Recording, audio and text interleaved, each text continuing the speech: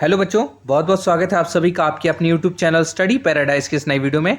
आज की इस वीडियो में हम कक्षा 9वीं की हिंदी की प्रश्न बैंक जो कि त्रैमासिक परीक्षा 2025 हेतु जारी की गई है, मैं क्षितिज भाग 1 एवं कृतिका भाग 1 पाठ्यपुस्तक पर आधारित वस्तुनिष्ठ प्रश्नों का हल इस वीडियो में देखेंगे। इससे पहले हम पिछली वीडियो में हिंदी के ब्रिज कोर्स पर आधारित ऑब्जेक्टिव प्रश्नों को हल कर चुके हैं। तो यदि आपने अब तक पिछला वीडियो नहीं देखा है तो उसकी लिंक मैंने डिस्क्रिप्शन में दे दी है, वहाँ से जाकर आप ब्रिज कोर्स के सभी ऑब्जेक्टिव प्रश्नों के जो हल हैं वो देख सकते हैं। तो इस वीडियो को हम शुरू करें इससे पहले आप सभी से रिक्वेस्ट है कि यदि आपने अब तक चैनल को सब्सक्राइब नहीं किया है तो चैनल को सब्सक्राइब करें और बेल आइकन को ऑन करें ताकि इसी प्रकार के आने वाले नई वीडियोस का नोटिफिकेशन सबसे पहले आपको मिल सके। तो चलिए हम शुरू करते हैं वीडियो को।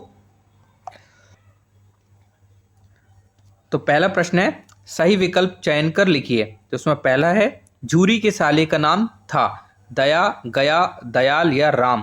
तो झूरी के साले का नाम था गया। फिर दूसरा है, ईश्वर ने बैलों को नहीं दिया घर, वाणी, पैसा या भोजन। तो इसका सही उत्तर है वाणी। ईश्वर ने बैलों को वाणी नहीं दी है। फिर तीसरा है, गोई शब्द का अर्थ है गाय, जोड़ी, रस्सी या आम की गुठली।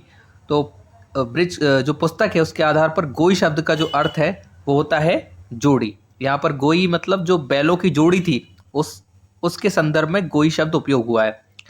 फिर अगला है, कबीर की भाषा है। तो कबीर की भाषा सदुक्कड़ी, ब्रज, अवधी या मैथिली। तो इनमें से कबीर की भाषा है सदुक्कड़ी। अगला है, कबीरदास जी किस काल के कवि हैं? आधुनिक काल के, आदिकाल के, भक्ति काल के या रीति काल के। तो कबीरदास जी कवि हैं भक्ति काल के। फिर अगला है, इस जल प्रलय में पाठ की विधा है नाटक, रिपोर्टाज, कहानी या एकांकी। तो इस जल प्रलय में पाठ की विधा है रिपोर्टाज। फिर आते हैं अगले प्रश्न, प्रश्न क्रमांक 7 पर। प्रश्न क्रमांक 7वां है, रेणु का पूरा नाम है बागेश्वर नाथ रेणु, तारकेश्वर नाथ रेणु, फणीश्वर नाथ रेणु या सोमेश्वर नाथ रेणु। तो इसका सही उत्तर है ऑप्शन नंबर सा, फणीश्वर नाथ रेणु। फिर 8वां है, इस जल प्रलय में पाठ में बाढ़ किस नगर में आई है? पटना में, गया में, राजस्थान में या भोपाल में। तो इस जल प्रलय पाठ में जो बाढ़ आई है वो आई है विकल्प नंबर आ, पटना में। अब आते हैं हम प्रश्न क्रमांक 2 रिक्त स्थानों की तरफ। प्रश्न क्रमांक 2 है, उचित शब्दों का चयन कर रिक्त स्थान की पूर्ति कीजिए। तो इसमें पहला है, कांजी हाउस में हाजिरी लेने रिक्त स्थान आया था थानेदार या चौकीदार। तो कांजी हाउस में हाजिरी लेने चौकीदार आया था। दूसरा है, झूरी के साले का नाम रिक्त स्थान था। यह भी हमने बहुविकल्पी प्रश्नों में भी देखा, झूरी के साले का नाम था गया। फिर अगला है, लावारिस पशुओं को बंद करने का स्थान रिक्त स्थान कहलाता है कांजी हाउस या अस्तबल। तो लावारिस पशुओं को बंद करने का स्थान कहलाता है कांजी हाउस, अस्तबल में घोड़ों को रखा जाता है। फिर अगला है, झूरी ने एक बार दोनों बैलों को खालिस्तान भेज दिया ससुराल या गांव। तो झूरी ने एक बार दोनों बैलों को ससुराल भेज दिया। अगला है, प्रेमी ढूंढत मैं फिरौं रिक्त स्थान मिले न कोय, प्रेमी या रानी। तो इसमें आएगा प्रेमी ढूंढत मैं फिरौं, प्रेमी मिले न कोय। अगला है, मानसरोवर के जल में रिक्त स्थान क्रीड़ा कर रहे हैं हंस या बगुले। तो मानसरोवर के जल में हंस क्रीड़ा कर रहे हैं। फिर 7वां रिक्त स्थान है, विभीषिका का अर्थ रिक्त स्थान से है भयंकरता या डरना।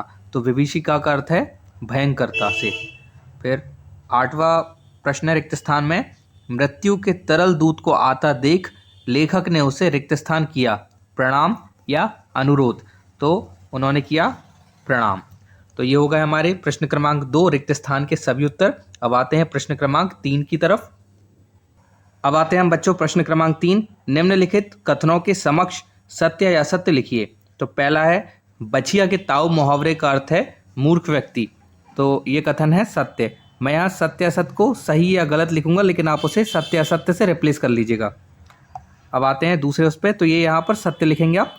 फिर दूसरा है, भैरों की लड़की दोनों बैलों को घास खिलाने आती थी। तो ये कथन असत्य है। भैरों की लड़की दोनों बैलों को रोटी खिलाने आती थी। फिर इसमें अगला कथन है, प्रेमचंद जी का मूल नाम धनपत राय था। तो ये कथन सत्य है। फिर अगला है, ईश्वर काबा और कैलाश में मिल सकता है। तो ये कथन असत्य है, क्योंकि कवि के अनुसार ईश्वर केवल कावा और कैलाश में नहीं सर्वत्र विद्यमान है। फिर अगला है कबीर एक समाज सुधारक नहीं थे, तो ये कथन असत्य है। फिर छठवा है इस जल प्रलय में पाठ में लेखक तैरना जानते थे, तो ये कथन असत्य है, लेखक तैरना नहीं जानते थे।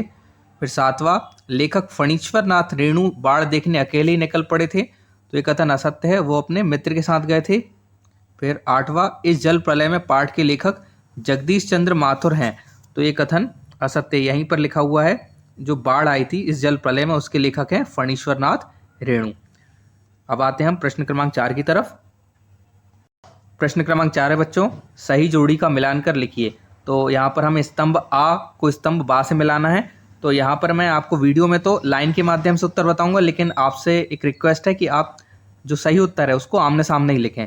जैसे पहला है कबीरदास, तो कबीरदास के सामने आएगा साखियाँ और एवं शब्द, तो इसको आप यहाँ इनके सामने लिखेंगे, कबीरदास के बिल्कुल सामने यहाँ सही उत्तर को।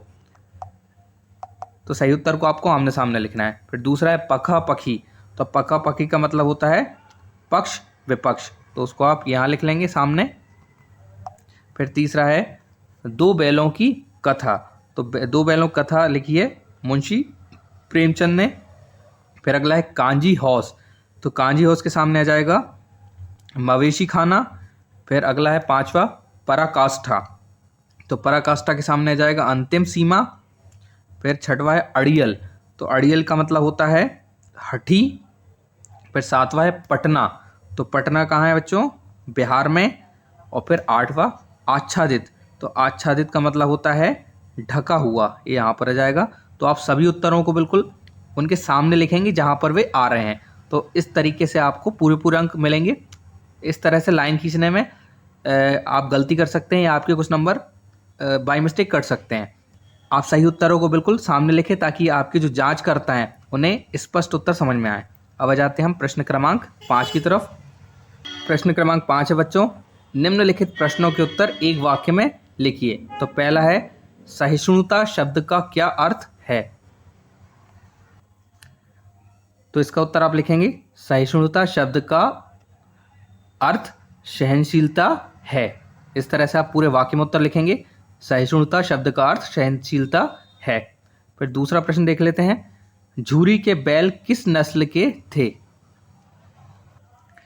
तो इसका उत्तर आ जाएगा झूरी के बैल पछाई जाति के थे। अब इसमें तीसरा प्रश्न देख लेते हैं, कांजी हौस का चौकीदार क्या लेकर जानवरों की हाजिरी लेने आता था, तो बच्चों इसका उत्तर आ जाएगा कांजी हौस का चौकीदार, यहाँ क्या की जगह आप क्या लिख लेंगे, लालटेन लेकर जानवरों की हाजिरी लेने आता था।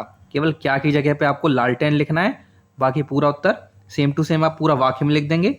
अब इसके बाद आते हैं प्रश्न क्रमांक 6 पर, कबीरदास ने ज्ञान की तुलना किससे की है,